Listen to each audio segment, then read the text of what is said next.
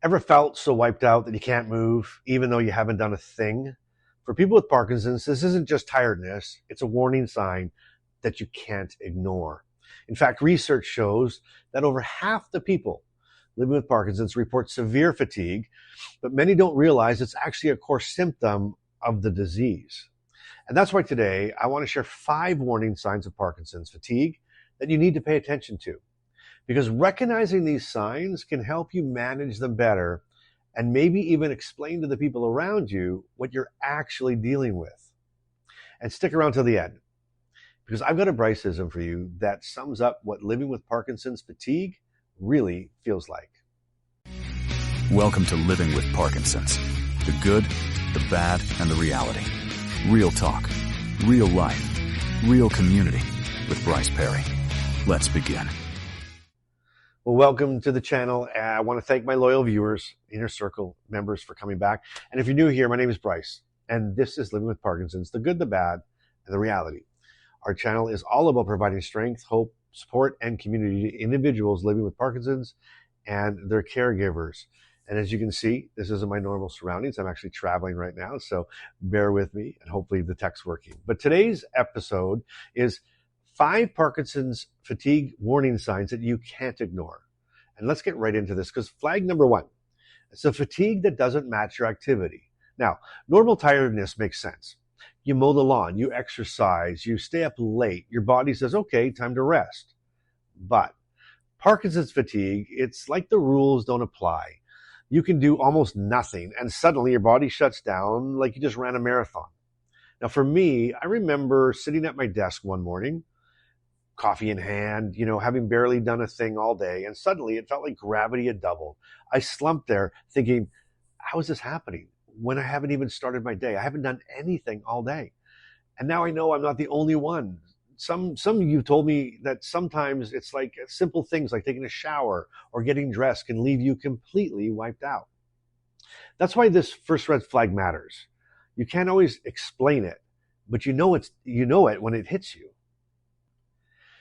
And here's where it gets tricky, because normally when you're tired, rest fixes it. But that brings us to our second warning sign, and that is fatigue that doesn't go away with rest. Like, you'd think a nap or a good night's sleep would reset the system, but Parkinson's fatigue doesn't play by those rules. One of you shared in the comments that you slept 10 straight hours and you woke up still feeling like you hadn't slept at all. And that hit me, because I've had those nights too. I go to bed early, I wake up late, and I still feel like I didn't even sleep. Now, for some, this looks like waking up more tired than when you went to bed, or you crashed in the middle of the day for an hour or two, only to wake up groggy and you still feel exhausted. That's the second red flag, when rest doesn't actually recharge you. And that's hard, because people around you, they might think, well, go rest, right? If only it were that easy.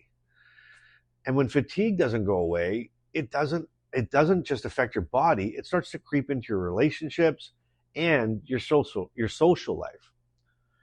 So red flag number 3 is a fatigue hijacks your social life.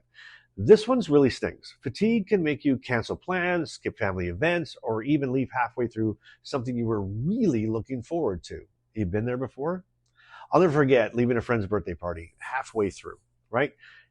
Everybody's laughing, they're eating cake, and there I was sitting there fighting to keep my eyes open. I slipped out early, went home, and I crashed on the couch, and then the guilt hit me just as hard as the fatigue.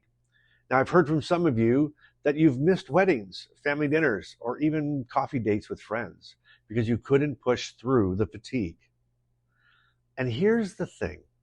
People see the tremors, they see the stiffness, but they don't see this. They don't see you at home, curled up in bed while life goes on without you.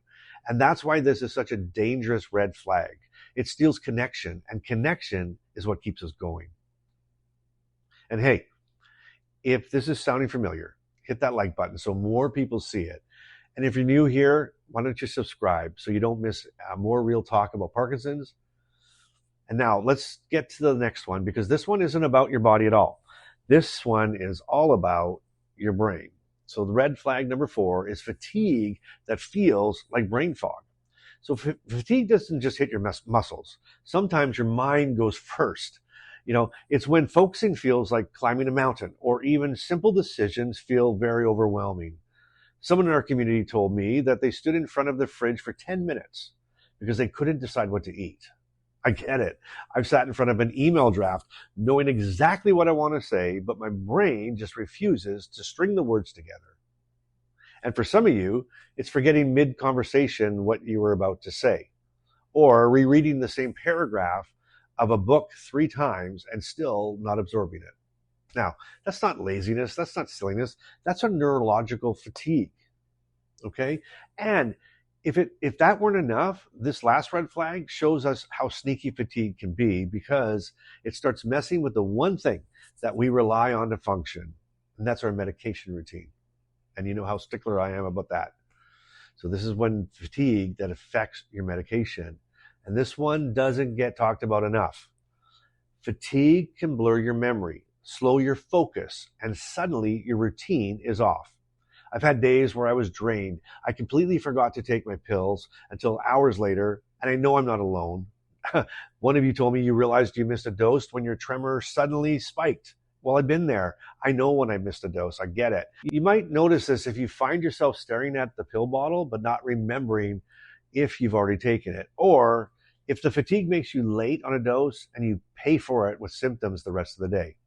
Now, this isn't just inconvenient, it's dangerous, because staying inconsistent with your medication is one of the most important parts of managing Parkinson's. Meds on time, every time. So, here's what I want to say. Fatigue isn't laziness. It's not weakness. It's just being tired. It's a real part of Parkinson's. And sometimes the hardest part is explaining it to others. People see tremors, they see stiffness, but they don't see the invisible exhaustion that can completely take you down. And that's why I wanted to make this podcast. So you can point to these red flags and say, see, this is what I'm dealing with. This is about managing Parkinson's fatigue and sharing real life Parkinson's stories so nobody else feels alone in it. And if you made it this far, you've unlocked the Bryceism. You ready? All right, here it is. With Parkinson's, fatigue doesn't knock politely. It barges in, steals the remote, and dares you to try to get up off the couch. I like that one.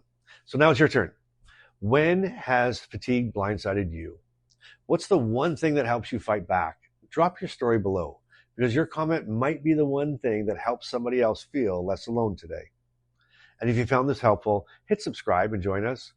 And if you're looking for something even deeper, like private support, monthly meetups, and a space where you don't have to explain yourself, check out the Inner Circle. The link is down below in the description. And until next time, keep showing up, keep being real, and you keep doing life, and you keep doing it today. Parkinson's may be part of your life, but it doesn't get to define it.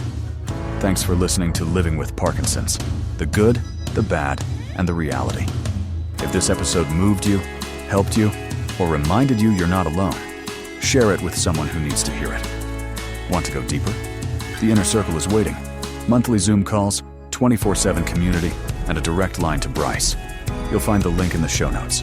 Until next time, keep showing up and keep doing life today.